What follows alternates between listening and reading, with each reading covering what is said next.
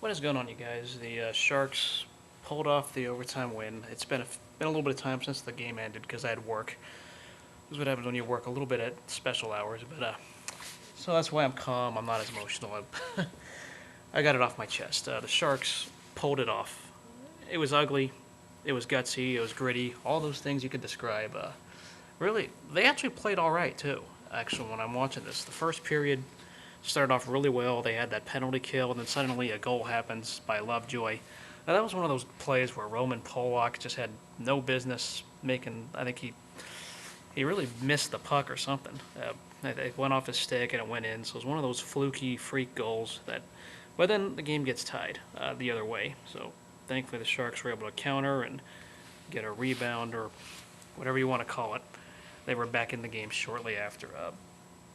It was a decent shot upstairs, and so on.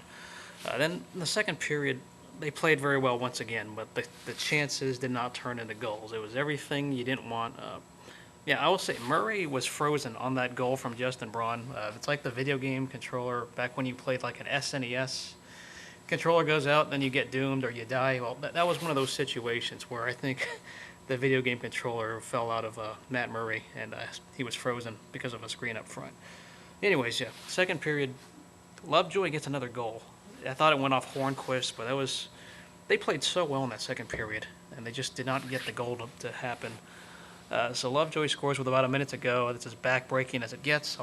Brent Burns looked really lost on the play. And then in the third, they had a long power play, double minor. You got to take advantage of it. And it happens in the most unusual way possible. Joel Ward takes a shot from the point, and somehow it goes 5-hole. I don't know how that went in.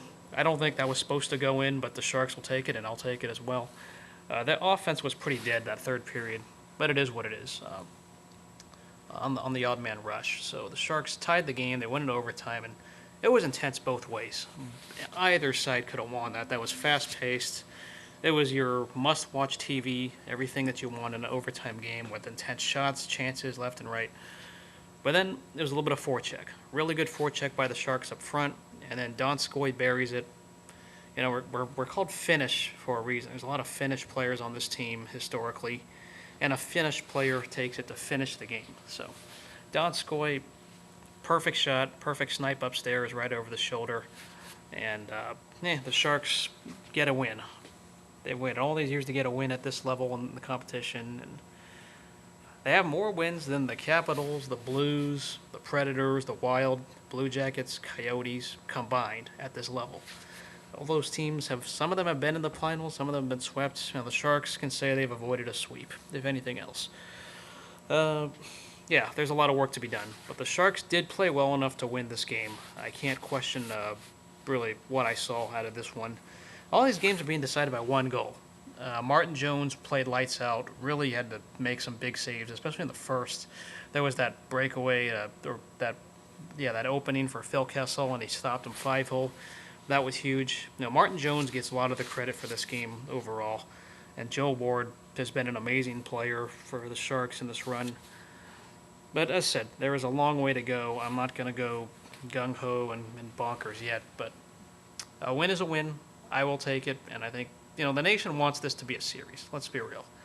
It would really be nice if they can win Game 4, but who knows? The Penguins might adjust. The front-end talent is the front-end talent, and I think it's taken advantage of guys like Brandon Dillon and Roman Polak.